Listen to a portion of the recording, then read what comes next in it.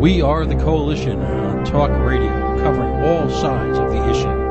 Broadcasting live from scenic East Providence on AM 790, your source for news and business. We can be found on Facebook.com, the Coalition Radio, the mighty Twitter, Coalition_radio, and I am the PO Taxpayer. Joining me today, in studio, live, Libertarian Party candidate for Lieutenant Governor, Tony Jones.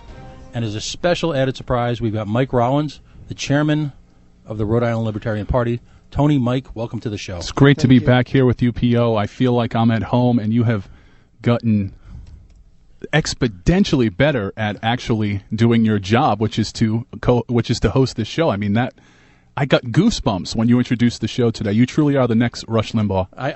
That has nothing to do with the painkillers I'm on. Or the fact that I'm, again, violating your personal space. Mike, chairman of the Libertarian Party, longtime friend of the show, welcome to the show. Thank you for inviting me. This is great. Tony, obviously I have to talk blockheads. I have to talk Funganistas. But Tony's running for Secretary of State. He is on the ballot. I'm running for Lieutenant Governor. We've covered this before. You son of a... Yeah, but does the Providence Journal... Language, Tony. Does the Providence Journal realize that yet? Well, it's funny, and I've been talking about this in several interviews this week, of the fact that I've done national interviews, I've done international interviews. They've trended all over the globe, yet the Providence Journal, which is right down the street from me here, doesn't know that I exist. I even got, I did a little bird dogging and got WPRI on board. They're now mentioning my candidacy, but right down on Fountain Street, little old Tony Jones doesn't exist. Well, we will work to do that. The worldwide reach of the coalition will fix that right away. Tony, primary results are in. You're running against Catherine Chafee Taylor and the esteemed Mary McCheese McKee.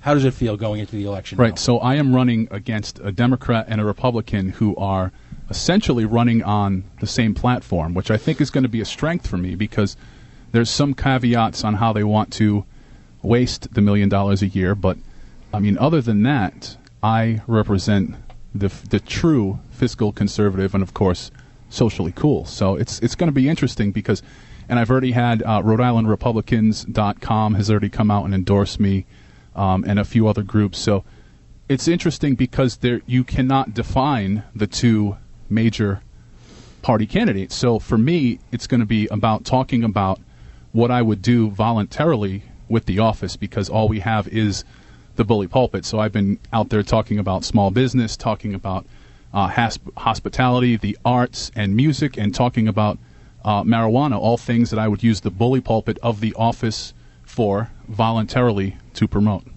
Well, last night, after Catherine Chafee Taylor decided to announce that Rhode Island didn't need to be a right-to-work state, that it wasn't neither the time nor the place, in a desperate attempt to get some sort of endorsement, can we really tell who the Republican or Democrat is? No, you can't. So give our newer listeners, many of whom are blockheads that we've been chatting with, give us your central premise of your campaign. Right, so a lot of people know it as the Cool Moose platform, or the Bob Healy platform. So what I'm advocating is, if you elect me, I will do the job voluntarily. Now, that makes people nervous until we get into the fine print and realize that the job of lieutenant governor here doesn't do much. So it's not, they have this big staff and a big salary at $1.1 million a year to essentially hang out. What it has become is, if you remember, was it the Monkees? I'm Not Your Stepping Stone? And then the Sex Pistols covered it. It has become a political stepping stone, which, as a libertarian, of course, I'm against. So I would, if elected, serve voluntarily, collect no salary, not hire a staff. That would save $1.1 million a year. I would do the job voluntarily while advocating to eliminate the job. And there's a few different things we can do. There might be a constitutional convention coming up. And then I would use it as a bully pulpit voluntarily because I truly believe that voluntarism can turn this state around. Now, your opponents, and in the coalition, by the way, we don't typically focus on the opponents so much, but the sins here are so egregious, it's astonishing. One opponent would like to become the education lieutenant governor, despite the fact that the last time I checked, we have a commissioner of education. Right. And then the Republican, ironically enough, despite the Republican Party being virulently opposed to Obamacare, wants to become the healthcare lieutenant governor, Right. even though we have someone ostensibly So- who runs the health system in this state. Again, that's not the job. So that would be like you walking into the station today And pretending I'm a radio guy? Right. And Okay. well, besides that, which you do weekly, but that would be like you walking into the station or walking into your employ and saying, I'm the station manager now. I'm going to do this. I'm going to do that, and give me a staff and pay me. What the main candidates are proposing ain't going to happen because that's not the job. Well, to go harken back to an earlier generation, Judy Garland and Mickey would have said to Judy, let's do a show. Let's make it up. Or if you're a Calvin and Hobbes fan, this is one gigantic game of Calvin Ball where we make the rules up as we go along. Exactly. So it's great to hear. What's And been the reception, by the way, from the regular folks? Everybody gets it. Now, you're inside political people. When it's great that Mr. Healy has laid the groundwork, because when I tell people that are into politics I'm running on the Healy Cool Moose platform, boom, I'm done. The conversation's over. They know what I'm talking about. And then some younger folks, because a lot of the people that are coming out to vote for me are people that have not voted in other elections. They've set them out. They're going to vote for me. They're going to vote for nobody else. So when I explain to them the platform, it's a great reception too. And when I talk about what I would like to do voluntarily, and then we get on kind of a bigger conversation of what they could do voluntarily. So I'm a big proponent of boards and commissions. So I've been encouraging people, telling them about my experiences serving on boards and commissions, people that are kind of politically homeless, a little disinfected with politics, letting them know, hey, it's fairly easy to get on this board and commission in your own town and make a huge difference politically. And I think that the larger conversation of volunteering has been a great outcome of when I'm talking to millennials and younger. They really get it. Well, I mean, one of the central premises of the coalition has always been that politics and public service are for people who want to help lives, not get one. So what you're saying is, you're gonna reject out of hand Rhode Island Nirvana, the pension. Right. No, you're all set. I got my own stuff going on. Yeah. That means you actually have a real job too, don't you? Yeah, a few of them actually. So you're gainfully employed in the dreaded private sector, which is something that what's astonishing to me is the lifelong employment of your two opponents exceeds your life on this earth in terms of working right. in the public sector. I'm not aware of any significant time either of them have spent, I don't know, working for a living. And that's been another thing that has been great to talk about, because as we talk about boards and commissions and, kind of, and I hate to talk about it on the air because I'm like not that guy, but when I talk about, work I've done with the homeless and with soup kitchens, the younger folks, again, and I'm not an old man, but the people that are my age and younger, the bell kind of goes off when we talk about, hey, you can get involved at the local level. You can do as much as you want to do or as little as you want to do. I was talking to the Coast Guard Auxiliary this week, and they have 3 or 4 different flotillas around Rhode Island. These guys are literally saving lives, and they're doing it voluntarily. They use their own boats. They use their own time. They go out almost close to what an actual active-duty Coast Guard person would do, and they go out and do this all voluntarily. Now, talking a little bit about the elderly, and one of my opponents wants to be the elderly guru, there's kind of a hook for that with voluntarism, because we have the quote-unquote baby boomers out there. They're getting a little bit older. They're retiring, yet they're going to live another 10, 15, 20 years. They want to stay active. They want to stay alert. I want to utilize these people to be able to get out there and volunteer. Volunteer is a very dirty word here in Rhode Island. Unfortunately. I remember back when the pension debates were running amok under Miss Raimundi's leadership, and one Cranston teacher went on and on about how she wanted to give back to the community, and at the same time giving back to the community meant a pretty obscure and bizarre calculation as to her pension impact. I thought giving back to the community meant you just kind of volunteered. Right. And we were talking a little bit earlier off the air about, and I think we've talked about it before on the show, is one of the things that got me more in tune with politics and more interested was the fact that, much like the people that retire, my friends were finishing college. They couldn't find a job here. They thought it was impossible to start a business here, so they all bailed out. They moved to Massachusetts, they went to Florida, they went to Arizona. They all bailed out because the condition that the state is in. I understand.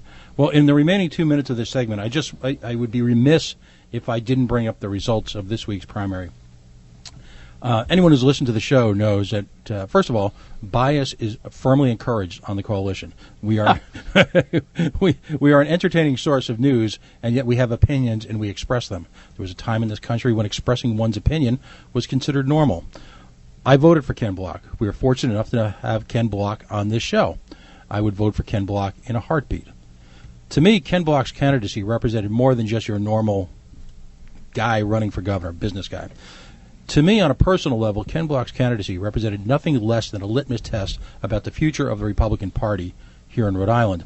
Now, as a libertarian, it's a little difficult to vote for libertarians until Tony made the jump this year. And that's something, post Ken Block, I'm going to work actively to change. What Ken Block represented to me was a mainstream fiscal conservative, socially moderate candidate who was operating under the guise of the Republican Party, who was going to introduce nothing less than fiscal conservatism and discipline to this state. Something desperately needed. A proven problem solver who had created, incredibly enough, private sector employment for a number of people, solving and curing the woes of bloated bureaucracies everywhere. Sounds pretty ideal to me, eh, Sparky? Well, you know, the Funganistas, as I love to refer to them, to me are nothing more than a group of high school drama queens who, interestingly enough, didn't believe that you were a real Republican unless they defined you as a Republican, and somehow you hadn't been part of Loser Central for a long enough time. Well, as we go forward now, and the level of vitriol that they dedicated to mainstream Republican members, people who had given their lives to this party, literally, was disgusting. As a result, this show will become a blockheading counter zone. You are free to be a blockhead here, and we are going to push the Bull Moose, Robert Healy, right up to the Funganistas. You're listening to the Coalition on AM Talk Radio 790. We are the Coalition, covering all sides of the issue, and we'll be right back. Manchester 65 is New England's newest live music and events venue. If you're not completely enjoying your current live music experience, there is another option. Manchester 65 is large enough to support touring acts, yet small enough for that local feel. For upcoming events, go to manchester65.com. Make it your place. manchester65.com. ProvidenceNightOut.com is a one-stop destination website where you'll discover a comprehensive guide of everything that the Providence area has to offer. Nightlife, entertainment, dining and dancing, community and family events, and so much more. Download the free app called My Night Out. It's ProvidenceNightOut.com. Mike's Professional Tree Service offers top-of-the-line tree removal, trimming, stump grinding, stump removal, and so much more. Mike's Professional Tree Service will do everything to safeguard your home and property and is fully licensed and insured. Call them today at 401-823-7485 for a free estimate on tree service, tree removal, trimming, and tree care. That's 401-823-7585. Mike's Professional Tree Service are the tree experts serving all of Rhode Island. Online at mikesprotree.com. That's mikesprotree.com. Midday Records is a label that is comprised of local artists and exists for the sole purpose of helping other local artists find new opportunities and to help build a more thriving New England music scene. Midday Records hosts the area's fastest-growing music-related networking event, the Midday Social, books Midday Records presents shows throughout New England, releases compilations featuring local music, promotes bands through the Midday blog, are the co-founders of Music for Pause, and has recently started an artist development and management division. Stay up to date with Midday Records by checking them out on your favorite social media site like Facebook and Twitter, and find them online at middayrecords.com. That's middayrecords.com. Yankees baseball on AM 790 Talk and Business. It's a game-winning walk-off 3-run home run for Chris Young. Catch all the action all season long from pregame to postgame as the Yankees battle to get back to the postseason. Chris Young.